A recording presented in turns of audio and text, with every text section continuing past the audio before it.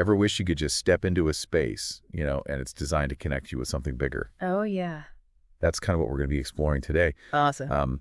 The idea of a magical temple as described in Robert Wang's 1980 book, The Secret Temple. Right. You sent in some excerpts and images from this. Yes. And we're diving deep into the how-to and the why behind creating such a space. Yeah, and it's so much more than just blueprints and, kind of like a DIY project. Right. This book is really for those who feel drawn to ritual and are willing to put in the effort. Yeah. Like the real sweat and focus to craft a truly sacred space. It's like building your own personal cathedral of consciousness. Yes. And the book is really steeped in the traditions of the Hermetic Order of the Golden Dawn, which was a magical order active in the late 19th and early 20th centuries. Right. Their rituals and symbolism really permeate this work. Absolutely. And speaking of effort, Yeah. Wang really emphasizes that the work you put into making each instrument, every wand, every cup, every sword, infuses it with your energy. Right. It becomes more than just an object. It's a tool uniquely attuned to you. It's like channeling your intention into physical form. Exactly. But you don't need a blacksmith's forge to get started. No. The book even provides instructions for those with limited resources. Absolutely, a basic set of instruments. Okay. A water cup, an air dagger, and an earth pentacle can be crafted from simple materials. Wow. It's about the dedication, not the extravagance. That's fascinating. Yeah. So tell me more about these instruments. Okay. What's the most important one in a magician's arsenal? So, according to the Golden Dawn system. The lotus wand. The lotus one. It's the primary tool. Okay. Symbolizing the magician's will. Okay. And will, in this context, is the ability to direct energy and bring about change. So it's not just a pretty stick. No. What makes it so special? Think of it as an antenna for your intentions. You craft it from a simple dowel rod, but then you meticulously paint it in colors that correspond to the tree of life, Right. which is a key symbol in Kabbalah, Yeah. a mystical system that explores the nature of reality and the divine. Right. Each color on the wand relates to different aspects of that tree Okay. and to astrological symbolism. Wow. There's even a white lotus flower at one end, representing the earth, and a white tip at the other, symbolizing pure spirit. I'm looking at the images you sent, and it's stunning. It is. The level of detail, I can see why this would be such a powerful tool. Absolutely. What about the rose-cross lemon? Okay. Is it another tool used in these rituals? The rose-cross lemon is more of a personal talisman. Okay. It's worn as a pendant and encapsulates Rosicrucian philosophy, Okay. which blends Christian mysticism with alchemical and esoteric traditions. Wow. So imagine a 5-petaled rose, Okay. symbolizing the 5 elements: Right. earth, air, fire, water, and spirit. It's set on a golden cross and adorned with Hebrew letters and symbols from the Kabbalistic tree of life. Right. So it's like wearing a condensed visual representation of these complex mystical concepts. It's incredible how each element is imbued with such deep meaning. Yeah. The craftsmanship on these objects is just Beautiful. amazing. I was especially drawn to this sword. Okay. It looks like something out of a museum. Yes, the sword. Yeah. It's used for some of the more potent magical workings. Okay. Invocations, evocations. Wow. Even banishings. Okay. In Kabbalah, it corresponds to the 5th Sephira Geburah on the Tree of Life. Sephira. Yeah. Can you explain that a bit? Sure. For those of us who aren't fluent in Kabbalah? Think of the Tree of Life as a map Of creation of consciousness of the divine itself. Okay. Each Sephira represents a different attribute or emanation of that divine energy. Right. Geburah, the 5th one, represents strength, Okay. but not just physical power. Right. It's also the strength to overcome limitations, to face challenges, to shape reality through your will. That makes sense. Yeah. So this sword, what's it made of? Okay. And what kind of symbolism does it hold? Ideally, it should be forged from solid steel, Okay. embodying that strength.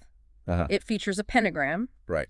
a 5-pointed star, Yeah. symbolizing the 5 points of the human being: Okay. head, arms, legs, and spirit. Spirit. Oh. The 5th point? Yes. That makes perfect sense. So the sword itself embodies these concepts? Yeah. And it sounds like it's covered in even more symbolism. You're exactly right. There are Hebrew names, Wow. sigils, which are magical symbols, Okay. and even more pentagrams, Wow. carefully balanced along the blade. It's a tool of power not just physically, but in its symbolic weight. So we've got the lotus wand, which is all about focused will. Right. The rose-crossed lamen, which is like a personal affirmation of mystical principles. Yes. And now we have a sword representing the strength to act and overcome. These are powerful tools. They are. What else is in this magical toolbox? Well, we've discussed instruments related to the will and spirit. Okay. Now let's dive into those that harness elemental forces. Okay. Starting with the fire wand, which, as you might guess, embodies the raw power of fire. This is incredible. It's like a treasure chest of esoteric tools. It is. What makes this particular wand so fiery, Okay. so to speak? Several things. First, it has a steel wire running through its core Hey. to create a magnetic current. Uh-huh. Imagine that as a conduit for fiery energy. Gotcha. It's also divided into sections painted red and yellow, colors associated with fire, Yeah. and carved into a conical shape at one end like a flame. Right. And finally, it features symbols related to fire, Okay. including the god name YHVH Zaboth, Uh-huh. the archangel Michael, and the element's Hebrew name Aish. Wow. Each detail is so deliberate, so powerful. It is. Speaking of elemental balance, Yeah. the fire wand naturally makes me think of its watery counterpart. Right. Is there a water cup to balance out all that fiery energy? You know, ideally it should be carved from silver, which has lunar associations, Okay. but more practical alternatives like wood or metal are perfectly acceptable. Yeah. What's important is the symbolism. Right. It features 8 petals, Yeah. representing the fluidity and cyclical nature of water. Okay. It's painted blue and orange, Yeah. colors associated with the emotional and intuitive aspects of water, Wow. and inscribed with Hebrew names and words related to this element. So each instrument is like a microcosm of the element it represents. Yes. That's fascinating. It's clear that the physical act of creation is inseparable from the spiritual intent. Exactly. It's not just about having the objects. Right. It's about imbuing them with meaning through your effort and intention. Right. Yeah. Wow. And that's the beauty of the system. You know, it's a holistic approach Right. where every element is connected. Speaking of elements, Yeah. we've covered fire and water. I'm guessing air and earth get their own tools as well. You bet they do. Now, the air dagger is particularly interesting Okay. because Wang suggests buying it in a raw state and then personalizing it. So it's less about crafting from scratch and more about imbuing an existing object with your energy. Exactly. That's interesting. Think of it like collaborating with the universe. You Right. know, Yeah. you're not creating the blade itself, but you're transforming it, aligning it with your will. Right. You paint the handle yellow, Yeah. a color associated with intellect and communication, Okay. and the blade itself remains steel. Gotcha. Then you inscribe it with symbols related to air, Right. like the god name Shaddai El Chai, Uh-huh. the angel Raphael, both representing aspects of air, Right. and the Hebrew word for spirit or breath, ruach. So it's like taking something mundane and elevating it into something sacred. That's a great way to put it. That makes a lot of sense. Yeah. And what about the earth pentacle? Okay. From the images, it seems pretty straightforward to make. Yeah. Yes, it's considered the easiest to construct. It's essentially a painted disc of plywood. Right. But again, it's the details that make it special. Yeah. It features a hexagram, also known as the Star of David, Right. which symbolizes the union of opposites, All right. like the spiritual and material worlds. Gotcha. There's also a double cross, Right. representing the 4 directions and the stability of the earth. Yeah. And of course, it wouldn't be complete without Hebrew names and sigils relating to earth. So many layers. I know, right? And the colors, those are pretty specific too, right? They are. Right. Black and white, representing the duality of the material world. Right. Citrine for abundance and manifestation. Olive for growth and healing. And russet, a deep, earthy brown for grounding and connection to the physical world. Okay. You're essentially painting a miniature portrait of the element itself. Wow. It's mind-blowing how much intentionality goes into each of these instruments. It's true. But they're tools, right? Yes.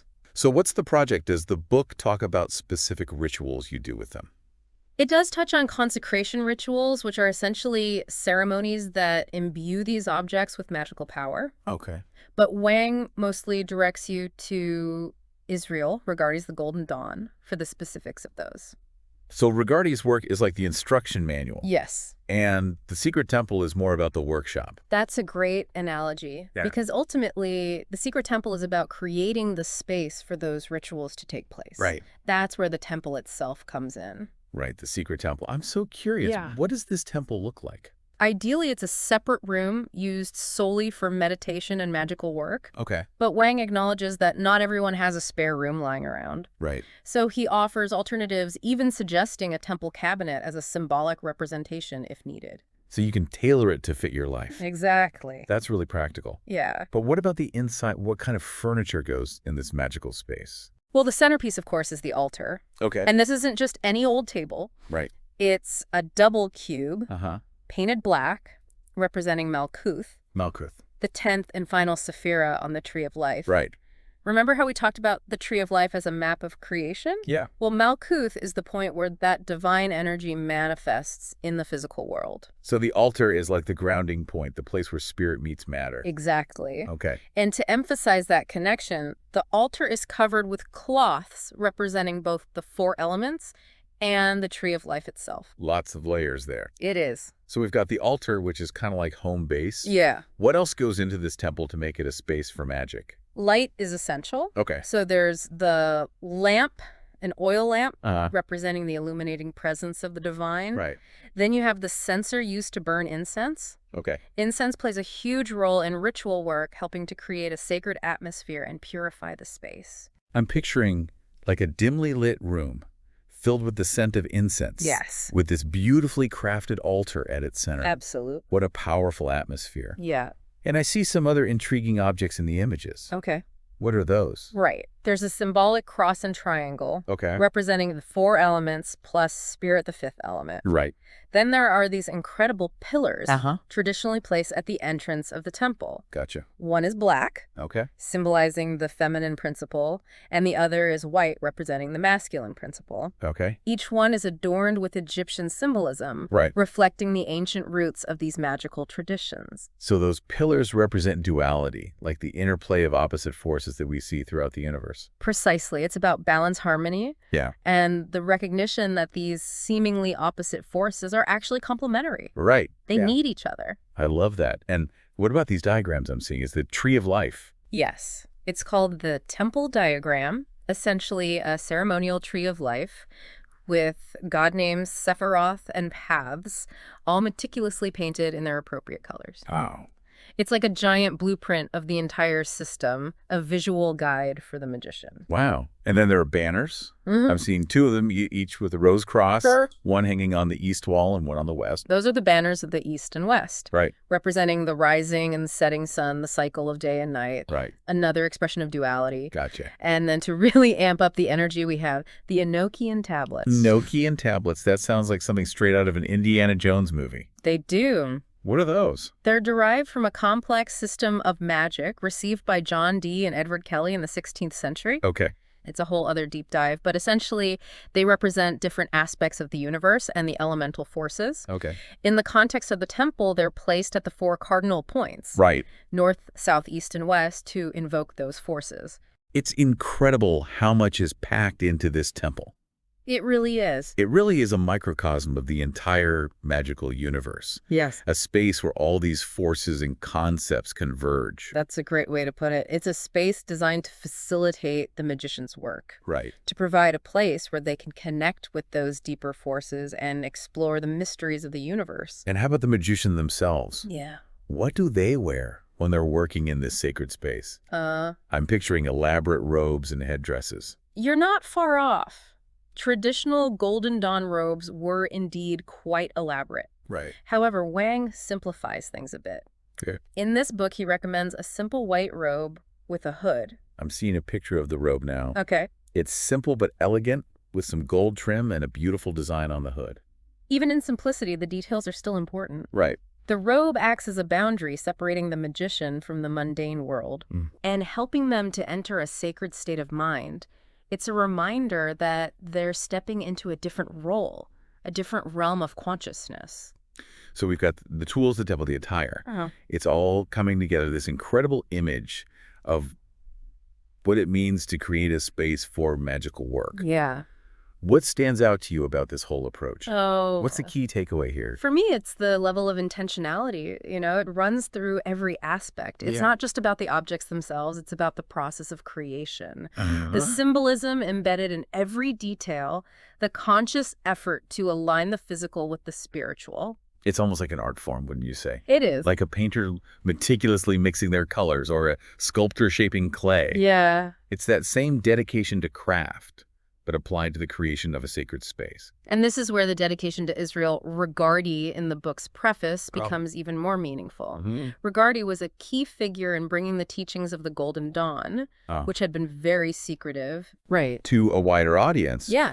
Wang is carrying on that legacy, making these practices accessible to anyone willing to put in the work. I'm struck by that idea of accessibility. Yeah. Because for someone listening in who maybe isn't planning to build a full-blown magical temple in their basement, it might seem a little overwhelming. Yeah. So what's the takeaway for them? The takeaway is, how can they apply these concepts to their own lives?